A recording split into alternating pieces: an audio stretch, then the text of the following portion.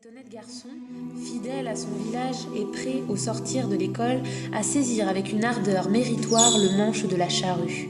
Ce fils de cultivateur, sachant lire, écrire et compter, mais ne sachant guère que cela. Sachant lire, ai-je dit, mais oubliant chaque jour ce qu'il sait. Ce jeune homme qui va exercer son état, en aveugle, pour ainsi dire, avant d'en connaître le premier mot, sans se douter que l'agriculture puisse avoir des livres, des règles, des lois, et qu'elle soit par conséquent un art supérieur, une science, une véritable science. L'ancien lui-même, longtemps esclave de la routine, ce bon paysan resté trop souvent étranger à tout enseignement théorique et dépourvu, de la sorte, lui aussi de toute instruction professionnelle. Tout cela... Salut tout le monde, donc aujourd'hui on se retrouve pour une vidéo en intérieur vu que là il commence à pleuvoir beaucoup et je trouve que c'était une bonne journée pour vous présenter les livres anciens que j'ai. La plupart étaient déjà dans la maison, donc c'est tous ceux qui sont du 19e siècle et j'en ai trouvé aussi sur Le Bon Coin et sur eBay qui sont plutôt des années 1900 et quelques, donc je vais vous en montrer quelques-uns et vous expliquer pourquoi je les trouve intéressants. On va commencer par deux bouquins que j'ai trouvés sur Le Bon Coin qui sont sur les céréales, donc celui-ci par exemple qui est pas mal du tout parce qu'en fait vous allez avoir plein d'infos sur les variétés, sur les besoins qu'ils ont, les ravageurs. Vous voyez là vous avez les insectes ravageurs qui existent pour toutes les céréales, le blé, le seigle, etc. À la fin, vous avez aussi certaines façons de les conserver, les moissons, etc. avec beaucoup d'illustrations qui sont vraiment pas mal, les machines utilisées. Alors il y avait déjà des photos à cette époque qui étaient disponibles, donc vous avez aussi quelques photos, ce qui n'est pas le cas sur les livres que moi j'avais à la maison puisque c'est trop ancien. Donc là, vous avez quand même, je trouve, des schémas assez, assez bien faits qui vous permettent en fait de finalement de presque pouvoir le reconstruire tout seul, avec tous les noms des choses qui sont dedans. Et donc la tarare, ça sert à séparer en fait une fois que vous avez battu votre blé, vous allez pouvoir le nettoyer de toutes les petites impuretés, les petites choses qui restent. Et c'est grâce à cette machine-là. D'ailleurs, j'en ai vu une sur Le Bon Coin, une tarare. J'ai pas osé la prendre, mais parce qu'on n'a pas encore de blé, mais c'est une machine qui est pratique parce que vous allez voir que trier le grain, c'est quelque chose de très pénible. C'est pour ça que nous on fait surtout du maïs et pas du blé. Donc voilà, je vous remontre la machine. Donc ce livre-là, il est pas mal. Alors le titre, c'est Les céréales, tout simplement, de Monsieur Dumont. Et il date de quand celui-ci ? C'est pas écrit. Bon, c'est 1900 et quelques ça. Donc il y a déjà des infos un peu plus récentes que les autres. Alors celui-ci date de 1919, je l'ai pas encore lu, je vous montre juste quelques illustrations. J'essaierai de vous faire une vidéo où je parlerai vraiment de chaque livre un par un avec les infos importantes qu'il m'a appris. Et celui-ci, donc 1919, il est de Monsieur Desriot. Voilà, et il s'appelle aussi Les céréales. Donc ces deux, je les ai pris sur Le Bon Coin et celui-là, j'ai pas encore lu. Ensuite, des livres qui sont plutôt sur la gestion du foyer à l'époque, donc au 19e siècle. Je vais vous en montrer deux. Donc celui-ci, c'est la maison rustique des dames. C'est un petit peu la même collection que la maison rustique, que les gros bouquins. Il est vraiment pas mal. En fait, là, c'est plutôt pour, en gros, la femme de maison qui n'est pas la servante parce que à l'époque, ils avaient des employés qui faisaient un petit peu toutes les tâches. Et en gros, là, c'est vraiment le bouquin de la maîtresse de maison qui explique comment faire, comment dire aux servants de faire aussi. Et donc dedans, vous avez vraiment toute la gestion du linge, des lampes. Vous voyez, là, c'est pour faire la lumière. Donc là, c'est pour laver. Vous avez quelques illustrations. Aussi pour la conservation, la cuisson, vraiment plein de choses. Bon, celui-là, je l'ai acheté sur eBay.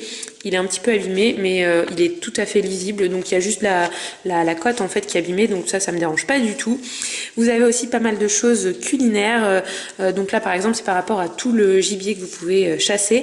Donc ça c'est intéressant parce que c'est absolument des trucs locaux quoi. La bécasse, la perdrix, le faisan. Pareil pour les poissons, vous allez avoir la carpe, le brochet. Tout ça c'est des choses qui sont chez nous. Donc en fait c'est très intéressant pour moi. Ensuite vous allez avoir tous les potages, soupes, les confitures, toute la conservation des fruits, des légumes, de ce que vous trouvez, les champignons, etc. Donc ça c'est vraiment top parce que c'est vraiment des trucs que vous pouvez appliquer ici. Et surtout, comme le dit ma copine Sonia, tous les livres du 19e siècle, c'est l'époque charnière en fait, où ils étaient à la pointe en fait de la technologie de l'époque, mais de la technologie mécanique en fait, qui n'utilisait ni électricité ni pétrole. Et c'est juste après où va y avoir l'essence, l'électricité et toutes les choses à moteur en fait. Donc là, c'est l'évolution maximum de tout ce qui n'utilise pas d'électricité et qui en fait les choses les plus écologiques qui existent. Donc c'est pour ça que c'est vraiment intéressant si vous voulez vivre en autonomie sans énergie fossile et non renouvelable, avec les choses qui fonctionnaient à l'époque. Donc ensuite, je vais vous montrer à peu près la même chose. Donc c'est un livre que j'avais déjà. Celui-ci, il est de la bibliothèque du cultivateur, c'est le même auteur que l'autre et ce coup-ci il s'appelle Économie domestique et en fait vous allez retrouver à peu près les mêmes informations que celui là-bas, pas toujours exactement sur les mêmes sujets mais on voit que c'est le même auteur quoi. Souvent je le vois, il raconte un peu la même chose, il y a des thématiques qui reviennent, la conservation des fruits et des légumes, ça vous avez dans les deux exactement la même chose, donc vous n'avez peut-être pas besoin d'avoir exactement les deux exemplaires, je pense que l'autre exemplaire là-bas est plus complet si vous avez à l'acheter, il vaut mieux que vous achetiez l'autre. Là, vous allez avoir les façons de conserver le beurre, etc. Et relativement les mêmes thématiques, le linge. D'ailleurs, là, je crois que c'est la même illustration de la laveuse. Voilà. Donc, globalement, celui-là, je vous le conseille pas parce que c'est exactement la même chose que l'autre. Mais celui-ci, je l'ai déjà retrouvé ici. Ensuite, je vais vous présenter mon préféré. Donc ça, c'est des livres d'époque, hein, c'est le vrai. Donc c'est La Maison rustique du 19e siècle. Il y a 5 tomes. Et moi, j'ai juste le 5e qui concerne l'horticulture. Ça tombe bien, c'est celui qui m'intéresse le plus.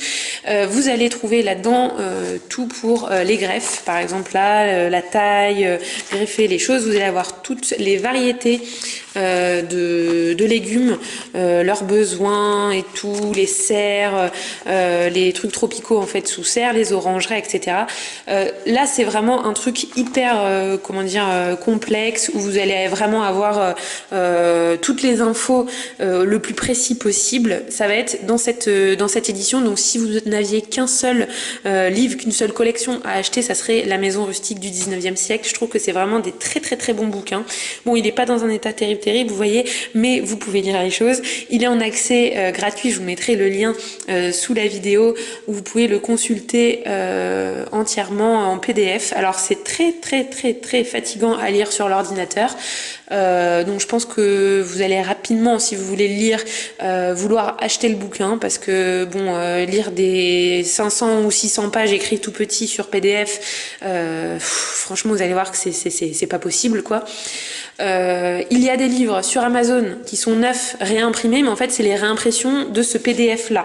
Et du coup il y a certaines pages qui sont pas super nettes. Donc vraiment si vous le trouvez en brocante ou quoi, achetez-le quoi, parce qu'il en vaut vraiment la peine. Et je pense que vu qu'il y a de plus en plus de personnes qui veulent un retour au naturel, une autonomie, etc., ce livre là il va prendre beaucoup de valeur avec le temps. Donc vraiment si vous pouvez le trouver, c'est un achat que vous ne regretterez pas. C'est à ce que j'ai pu lire à l'heure d'aujourd'hui la collection la plus complète où vous allez apprendre à tout faire. Le tome 1 c'est sur par exemple apprendre à trouver le temps qu'il va faire en observant le temps avec les baromètres, l'observation des nuages, l'observation des plantes, etc. Plein de choses comme ça. Vous allez avoir tout ce qui concerne les machines, les engrais des sols, les choses comme ça, enfin les amendements. Vous allez avoir aussi sur l'élevage, vous allez avoir sur toutes les thématiques importantes dans une ferme en fait classique pour être en autonomie finalement. Et voilà, c'est le livre que je vous conseille. Ensuite là-bas la grosse pile bleue, c'est que des livres sur les engrais chimiques. Donc je vais vous montrer aussi. Donc ça c'est que des livres de Georges Ville, ça date de quand ça doit dater de 1800 et quelques. En fait on pense que les engrais c'est très récent mais pas du tout. Ils ont commencé à polluer il y a bien longtemps et surtout là sur ces livres là ils vont faire absolument l'éloge des engrais chimiques. Je vous prépare une vidéo exprès sur ces livres parce que même s'ils vous parlent des engrais chimiques, je trouve qu'ils expliquent vraiment les besoins des plantes en termes de NPK. et puis de plein d'autres choses, le fumier, etc. Donc c'est quand même des livres qui ont des connaissances scientifiques abouties, sauf que en gros là ils vous font vraiment l'éloge de l'agriculture conventionnelle, puisque c'était les tout débuts. Pour eux c'était la révolution. En gros ceux qui n'utilisaient pas d'engrais chimiques, c'était des pauvres quoi, et des pauvres qui n'y connaissaient rien et qui savaient pas s'occuper de leur ferme. D'ailleurs il y en a un qui doit s'appeler le propriétaire de la ferme délaissée, comment le propriétaire d'un domaine agricole peut sauver sa ferme. Et donc pour eux c'était vraiment le saint graal quoi. Donc vous allez quand même pouvoir tirer quelques petites infos là-dessus. Et puis par rapport au fumier aussi, ils vous explique que en gros c'est juste un très mauvais engrais. Mais vous pouvez quand même tirer plein d'informations là-dessus. C'est pour ça que je vous réserve une vidéo, parce que j'ai compris pas mal de choses et pas mal de mes échecs en permaculture, je les ai compris grâce à ce livre-là. Donc je vous montrerai ça. Faut juste savoir en fait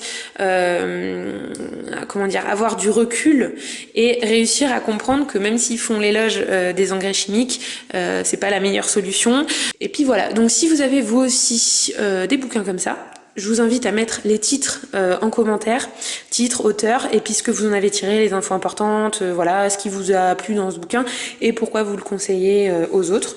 Cette vidéo c'est une introduction en fait, surtout pour vous dire qu'on va parler de ces livres-là et surtout de ce qu'ils contiennent, parce que là bon, je vous fais du blabla pour vous présenter le truc, mais vous avez rien appris du tout. Ce qui est intéressant c'est le contenu et les enseignements qu'on peut en tirer. Voilà. Allez, je vous dis bye bye et à une prochaine vidéo.